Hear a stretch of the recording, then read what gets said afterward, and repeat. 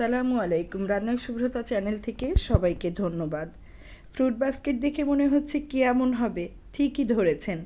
আজকে কিন্তু fruit custard হবে। চলুন তাহলে চলে যাই কাস্টার্ডটি তৈরি করার জন্য।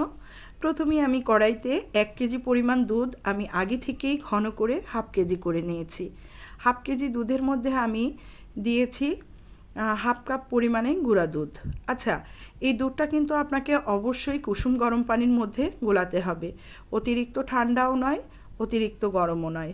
অতিরিক্ত গরম ঠান্ডা হলে কিন্তু দুধটা কেটে যাওয়ার সম্ভাবনা থাকে। এই জন্য আপনি হালকা কুসুম গরম পানির মধ্যে দুধটি ভালোভাবে গুলিয়ে নেবেন। এরপরে আমি দিয়ে দিব হাফ কাপ পরিমাণে চিনি।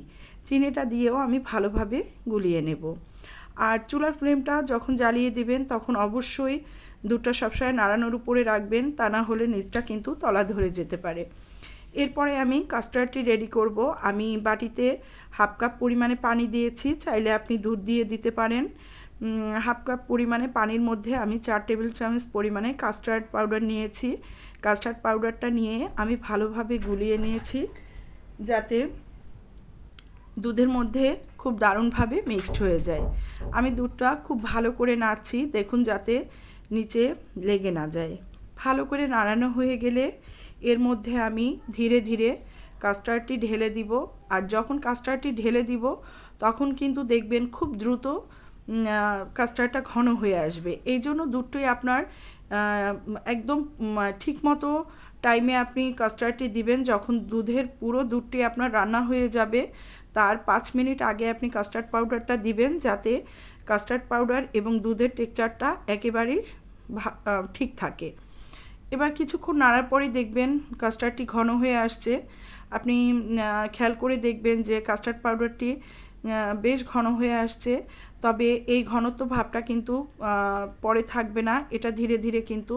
আর আমি যখন কাস্টার্ডটি উঠিয়ে নিয়ে আসব তার কিছুক্ষণ আগে আবার আমি 2 টেবিল চামচ দুধ কাস্টার্ডের মধ্যে গুলিয়ে আবার মিক্সড করে দিব। এতে হয় কি, কাস্টার্ডের টেস্টটা অনেক বেড়ে যায়।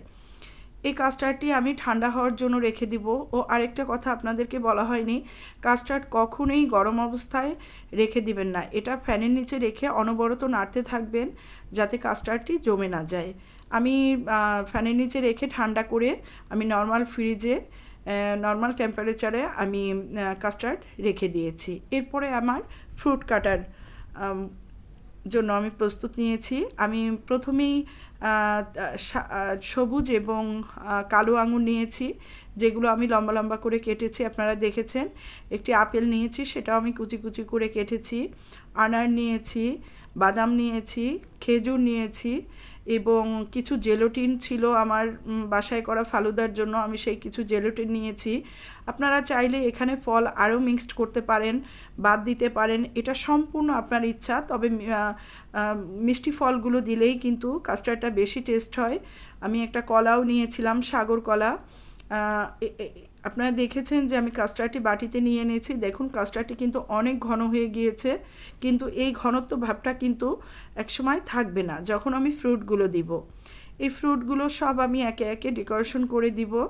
দেখুন কত সুন্দর সুন্দর লাগছে, বিভিন্ন কালারের ফ্রুটগুলো কাস্টার্ডের কিন্তু সৌন্দর্যই বাড়িয়ে দিয়েছে। শুধুমাত্র যে আপনার কাস্টার্ডের সৌন্দর্য বেড়েছে তা কিন্তু না, এটা খেতেও কিন্তু অনেক দারুণ হয়েছে।